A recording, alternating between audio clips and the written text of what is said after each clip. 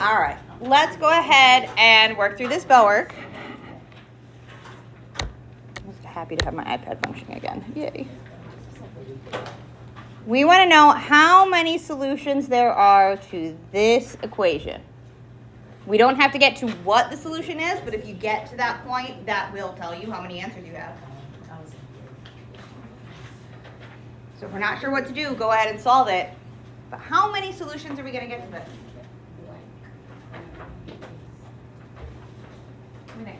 How many solutions do we have? Exactly one. We have exactly one solution here. I could solve this around. I could subtract 1 from both sides, get 3x equals 9. I could then divide both sides by 3, get x equals 3. I have one answer there. It's one solution. 0 would be that we have no solution. To get 2 solutions, I have to have an x squared. To have 3 solutions, I'd have to have at least an x cubed. So I can't have 3 solutions when I don't have any powers on my x's. So if we have a linear equation, it's just a line, we're going to have one solution. These middle two are using what we did yesterday, our factoring by grouping. We're supposed to factor these completely as far as we can. What's up? Yes. Yeah. I was like, I have the recording and the PDF of the notes.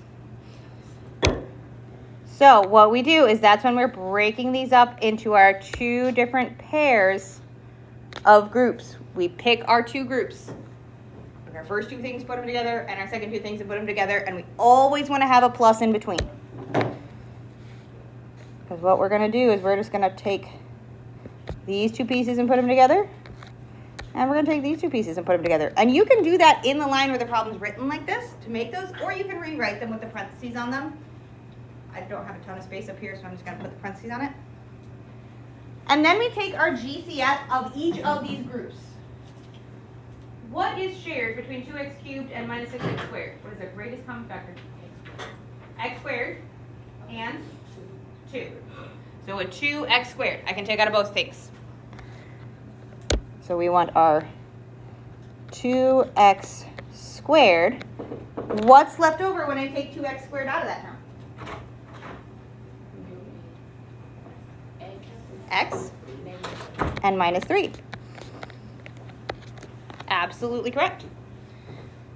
Do the same thing for the purple one. What is the greatest common factor of 1x and minus 3? 1. I can take a 1. Totally fine. So we're going to have our plus 1 times 1x minus 3, or you can just put the x minus 3. You don't have to put that 1 there. If you want to put the 1, totally fine. If you don't want to put the 1, don't put the 1. That is not factored form. Don't stop there. That is a middle step. To get to our factored form, I need to take this piece out that matches. So since these 2 pieces match, we can absolutely take that out as its own little GCF of weird chaos. This only works when these 2 things are exactly the same. I take this out as its own GCF, taking x minus 3 out of both chunks. I take the x minus 3 out of that chunk. I take the x minus 3 out of that chunk. All my leftover bits make their own new factor. So our second factor on this is going to be our 2x squared and our positive 1.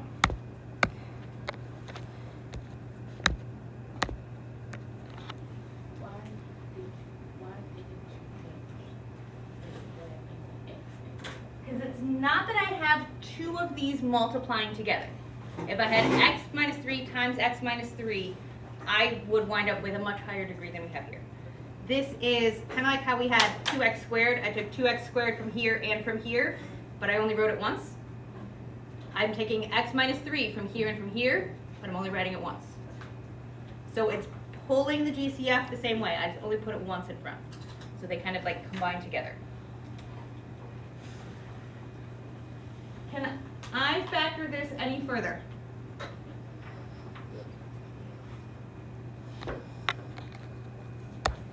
hear me? This one's not really factorable any further, at least not at this point in our mathematical careers. So we stop right here. This is not a difference of squares. I can't do a pair of numbers that multiplies by 2 and adds to be 0. I don't have a pair of numbers that does that. I can't factor this. The only way we'd be able to get roots or solutions for that is to put it through like the quadratic formula or set it equal to 0. So there's not any further factoring I can do. So this is as far as we can go at this point in our mathematical careers. So we stop right here. It's always a good idea to stop and look and see if I can factor more. Because if I can factor more, we want to do it. It says factor completely. But if I can't factor any further, I can't factor any further, and that's okay. The way we know for sure there's no chance of having any more factoring is if we have no powers on our x's. If we get to the point where I don't have any exponents on x's, I don't even have to think. We're done. That's the end line.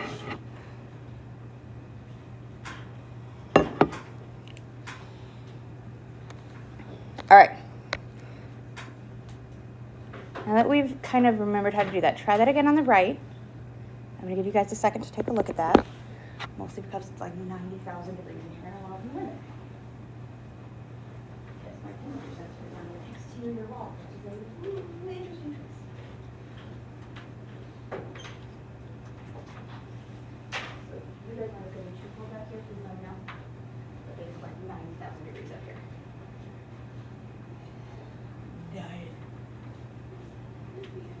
What's up?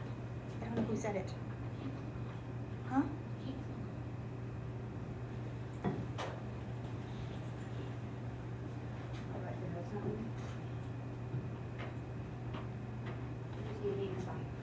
It happens 100%. I do that so many times. I can do that to the copy machine as well. And so people are like, I promise it was broken. I'm like, I know it was. It gets scared of me.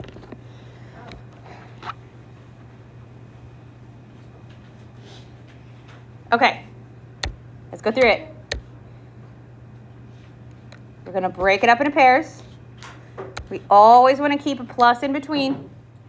We always want to have a plus in between, even if it has a minus sign there. We always want a plus in between. It saves us from making like 3 different massive mistakes. So we always want to have a plus in between. What is the GCF of this left group? I blew in purple, but it's hard to see. X squared. I can take an x squared out of both of those pieces. So our GCF here is an x squared, leaving us with what factor? 5x plus 4. What's shared on this right-hand one? 2. So we've got our plus 2, leaving us with the factor of 5x plus 4. Oh, snap, they match. If those match, we know we did it right. Because I can take this chunk out as our GCF. We have a new GCF. We get to GCF it again. That 5x plus 4 comes out. Just like I took the 2 out of both chunks. Just like I took the x squared out of both chunks. I'm taking my 5x plus 4 out of both chunks. And my leftovers make a new factor. My leftover pieces, my x squared and my plus 2. Make my new factor.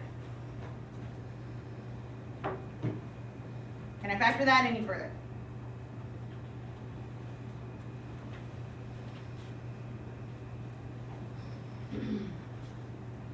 Like this one was really close to something we can do something with. If it was a minus sign instead of a plus, we could do things. Maybe, kind of. Especially if that was a 4. When we have a sum of cubes, I can't do anything with it. Or a sum of squares, can't do anything with it. 2 is not a square either, though, so that doesn't really matter. So this is about as far as we can go on this one. Because this doesn't have a factoring that we can do on it. I can't simplify that at this point in our mathematical careers.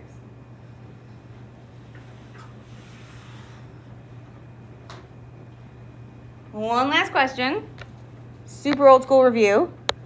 Simplifying the square root of negative 36 and this times the square root of negative 49.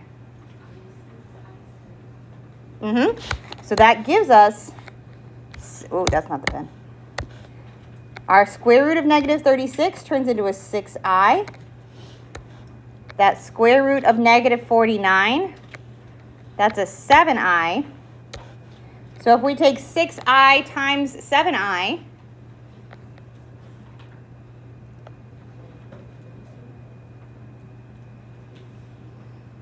not 56, 56 is 7 times 8. 42i squared. What does I squared mean though? Negative 1. So our final answer here, negative 42. Because I squared equals negative 1. It's the only thing that when squared gives us a negative number. Questions on these 4? Because this factoring by grouping is going to come up again today.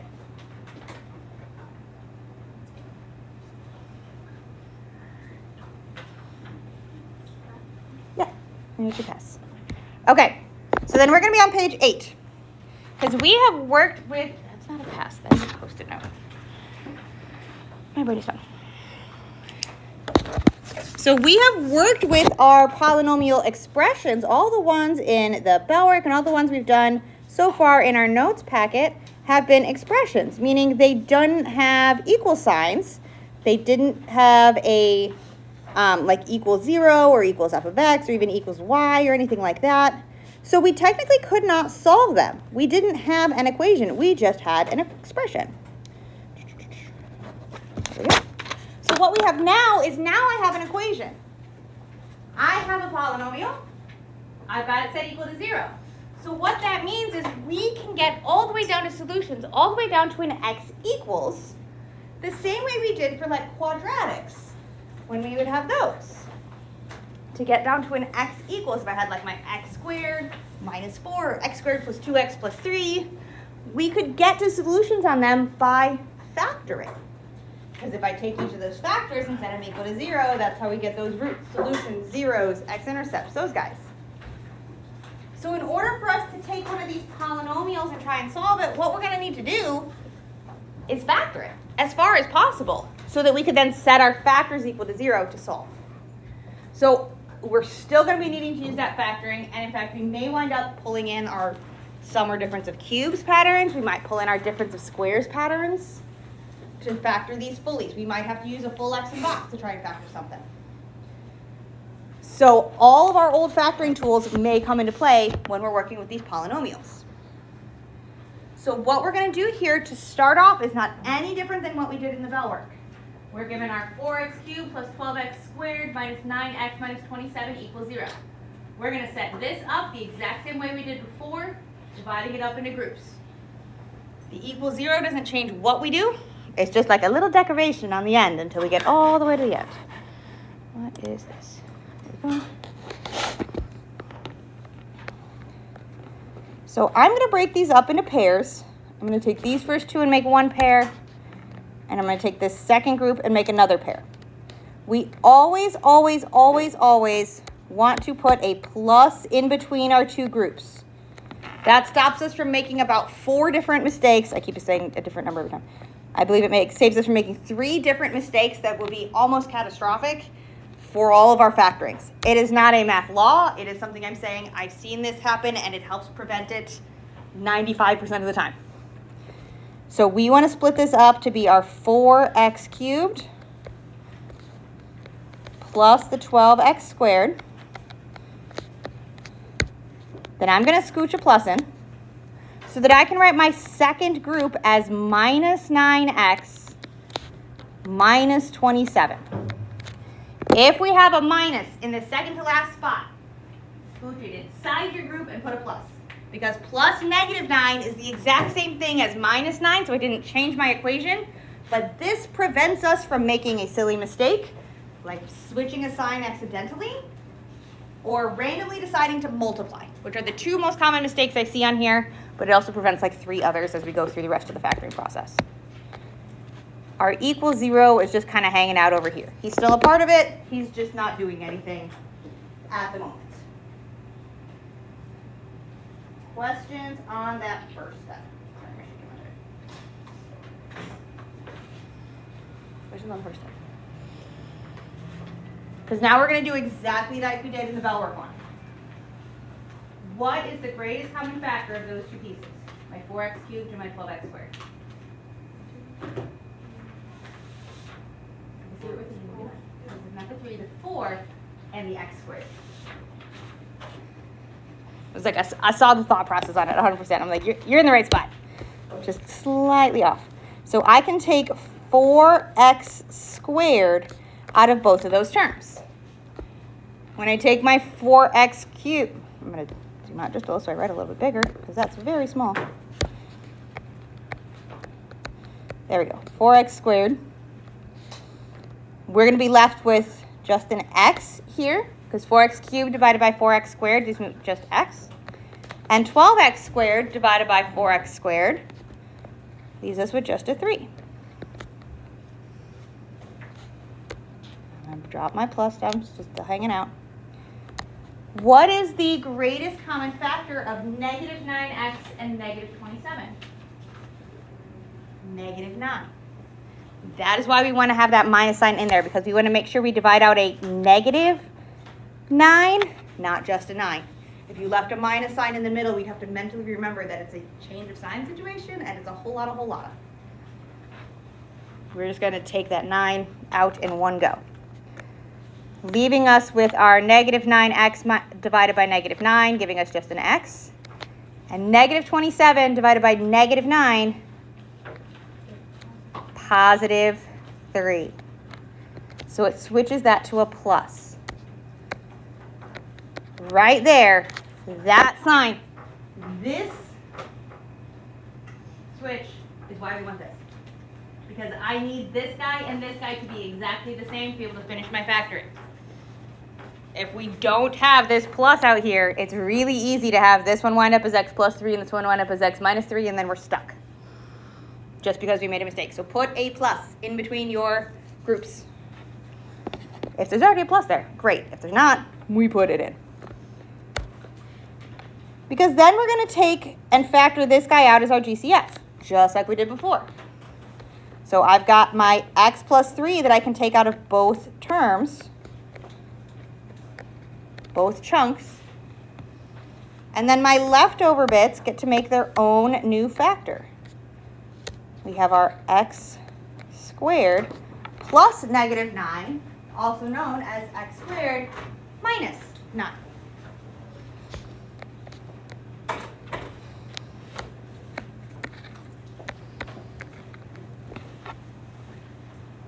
So that's where we finished all of our factoring by grouping stuff from. That's where we got to on factoring by grouping in the bell work. Is there more factoring we can do here? There is. Because we have an x squared minus 9. What can I do with that?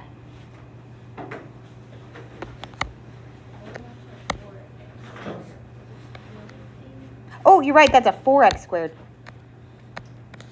That's this guy. Sorry, I had my screen zoomed in too far. You're right. That is a 4x squared. Sorry. 4x squared minus 9. You are 100% right. I am wrong. 4x squared minus 9.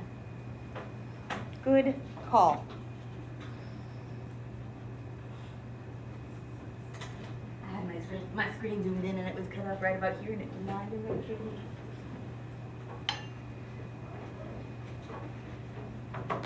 So then, again, my question becomes, can I factor this?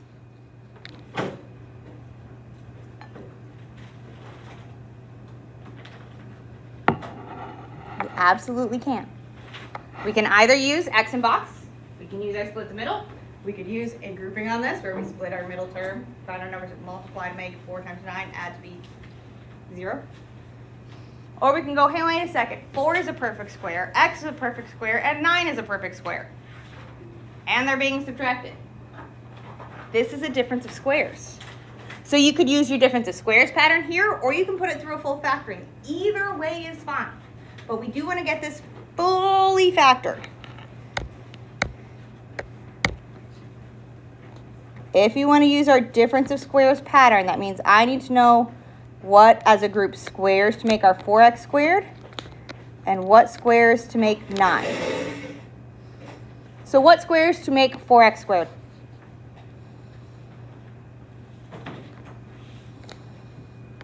What squares to make 4?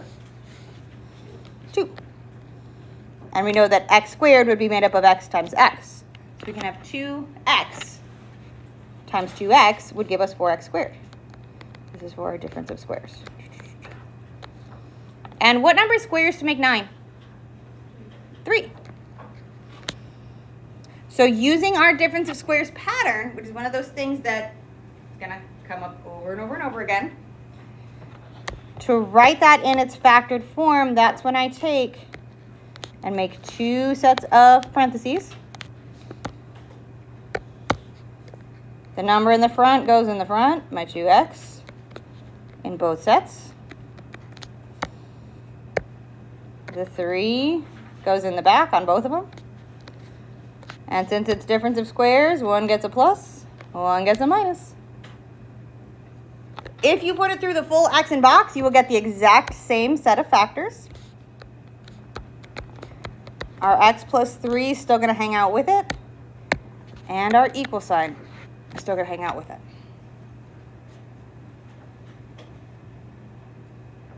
So this is fully factored all the way down into factored form. That's this guy. The only difference between this one and the one in the bell work is that this one has an equal 0 on the end. So we can still use our difference of squares patterns here, or we could put this through a full set of factoring, or we can do any number of options for how to factor it. Our last bit here, trying to solve, get down to our solutions, our roots, our zeros, our x-intercepts. To do that, what we're going to do, just like we used to do for quadratics and all those other things, we're going to take each of our factors, every single one of them, all 3 of them, anything that has an x with it, and we set those equal to 0 to find our roots. So we're going to set our x plus 3 equal to 0.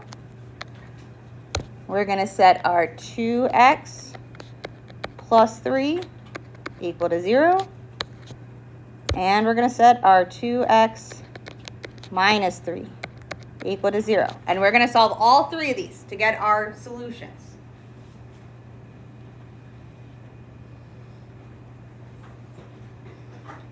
What are we going to get as the solution for this one? X plus 3 equals 0. What is x going to equal?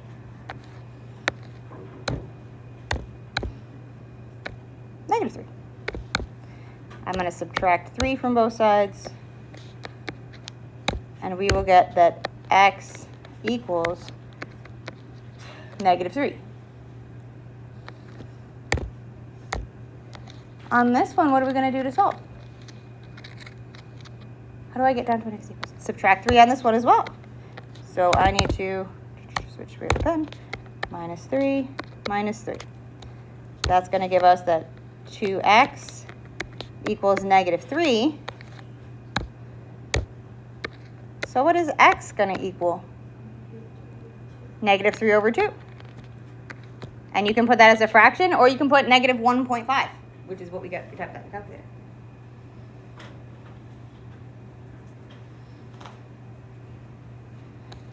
One last set of factors. What do we do on this one? Add 3. I add 3 on this side. I add 3 on this side. So we're going to have 2x equals 3. What is our solution? What does x equal? 3 over 2. Divide both sides by 2. And we can put it as the fraction, 3 over 2. That's totally fine. You can put it as a decimal, 1.5. You can put it as 1.5. Totally fine. These 3 solutions here are the solutions of the polynomial. These are our roots, our solutions, our x-intercepts, our zeros. Those are the answers we're looking for. So we can use our factoring by grouping. We're going to wind up with some of our old school factoring coming in. And then we set each of our factors equal to 0. Questions on this one?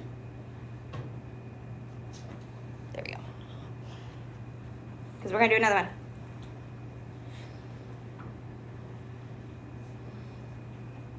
What's up?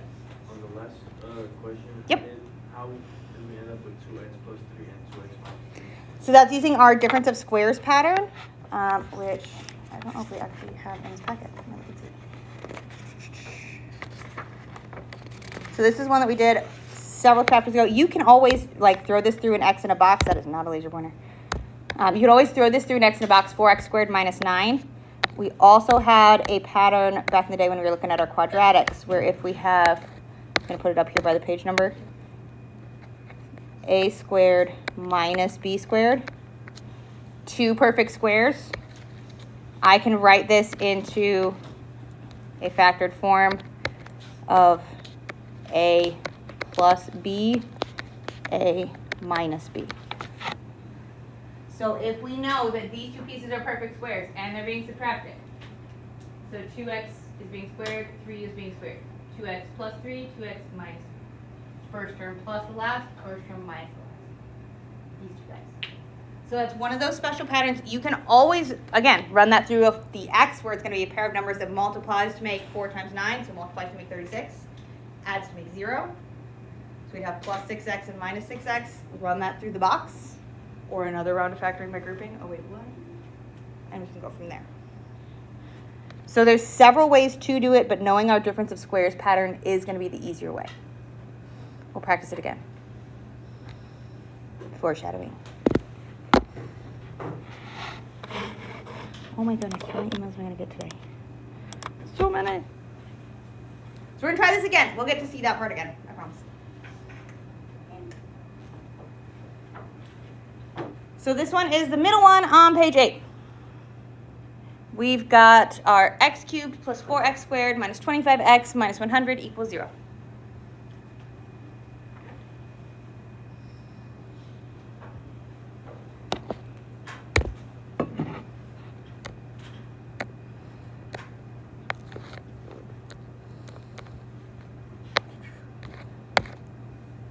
What we're going to do with this is we are going to break these up into our pairs.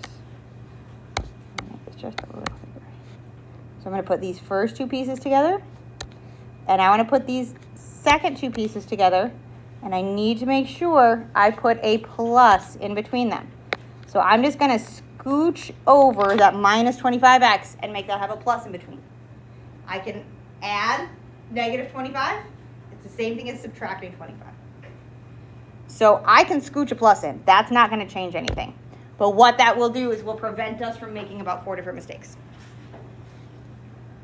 So I'm going to rewrite this with my parentheses here. So we get our x cubed plus 4x squared plus, whoa, I'm like way off to the side here. Sorry, I just like to be off to the side so we can use that space later if we need to. And our minus 25x minus 100.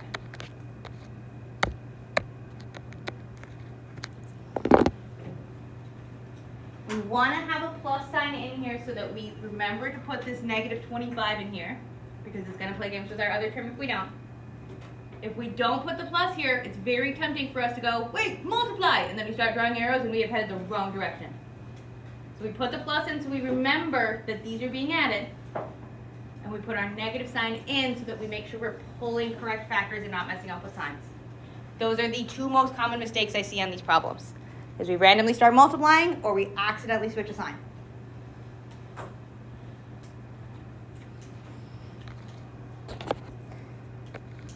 So pulling out factors, GCF of this group right here. What is the greatest common factor of x cubed and 4x squared? X squared. And we're going to be left with, switch those colors. That's okay. X plus 4. Good. If I take x squared out of x cubed, we get x. And if I take x squared out of 4x squared, we just have 4. Then we have our plus. What is our greatest common factor of negative 25x and negative 100?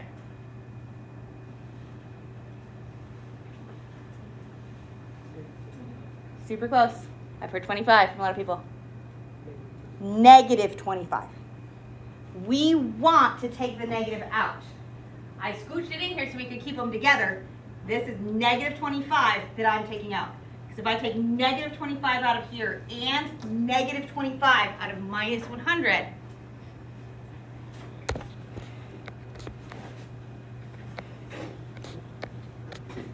negative 25 out of negative 25x leaves us with just an x.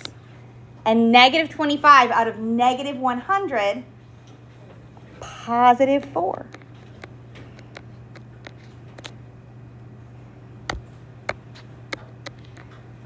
In order for us to do our next step in factoring by grouping, these two things have to be identical. If we made mistakes in this part where we forgot to pull that negative sign out, more often than not, we'd wind up with x plus 4 and x minus 4, and then we're stuck. So it's really, really important that we pay attention to signs. I know we're like, oh, plus or minus, it's super close, whatever. They're very important. Difference of somebody giving you $25 or owing you $25. Very different. So then we're going to take our factors and we're going to write this in factored form. I've got my x plus 4 that is exactly the same on both pieces. So we're going to take that out as its own little GCF. So our x plus 4 is the greatest common factor between these two terms. Our leftover bits form their own factor.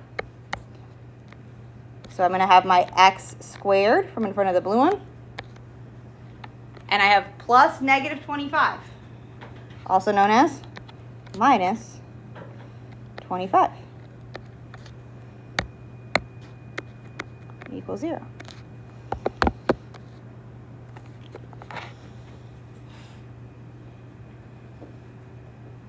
Can we factor more?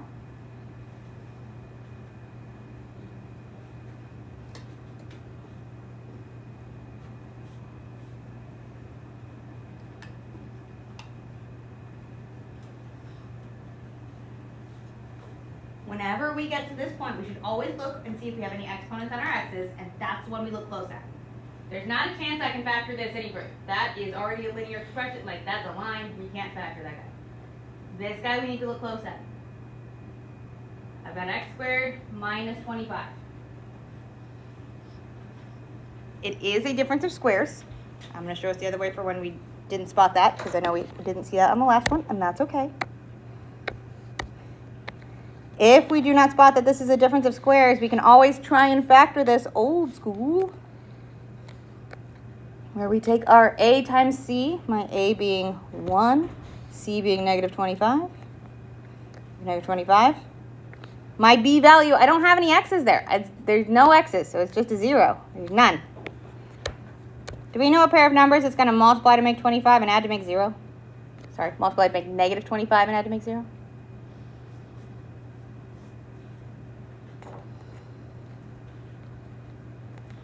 What numbers multiply to make 25? 5 and 5 multiply to make 25. And if I need them to multiply to make negative 25, one of them has to be negative. If I have positive 5 and negative 5, those add to make 0. So again, I could put this through the box. I could put this through splitting the middle, factoring by grouping, where I take x squared plus 5x minus 5x minus 25. And do it as another factoring by grouping, totally valid. I can realize, hey, wait a second, I have an a value of 1, so I can go straight into factored form taking the shortcut, where we're going to have our x plus 4 that's just dropping down here. That's that same yellow one from above. And our factored form of our difference of squares, we have our x with the positive 5 and x with the negative 5. Remember, we can only take that shortcut when that a value is 1. Otherwise, you have to go for the full box or split the middle or bottoms up or whatever tool we use. So even if we don't spot the difference of squares pattern, our answer winds up as a difference of squares pattern. X is what squares make the front, so the front has both x's. 5 is what squares make the back. 1 gets a plus, 1 gets a minus. So you don't have to do this part as long as we wind up at our factored form. Questions on that part? Almost done on this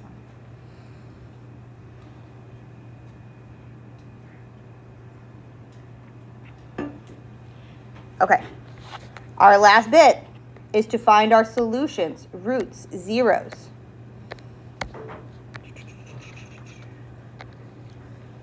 So I need to take each of these chunks here, and I need to set each one of these equal to 0. So to find our solutions, we're going to have our x plus 4 equals 0. We're going to do our x plus 5 equals 0. And we're going to do our x minus 5 equals 0. And we're almost there. This is the last bit. What is our solution for this factor? When does x plus 4 equal 0?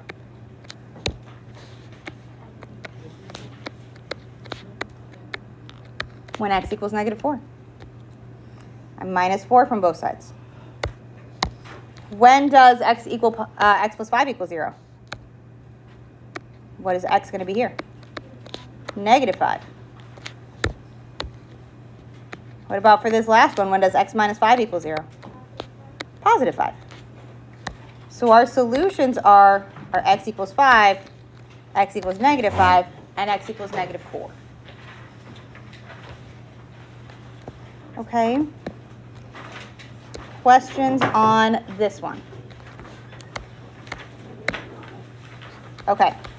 Tomorrow we will do a little bit more practice. We will probably do one of the ones on the bottom of page 8.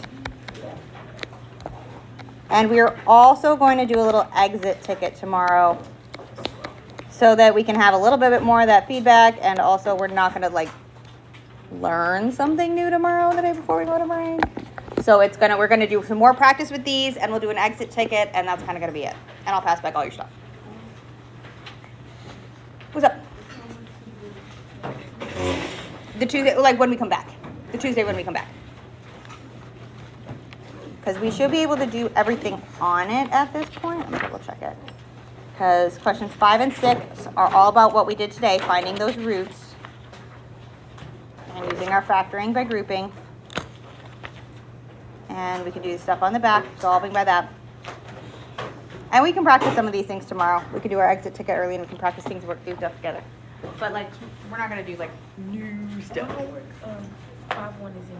Awesome. I'll get to it. I'm gonna turn that the rest of the money. Sounds like a plan.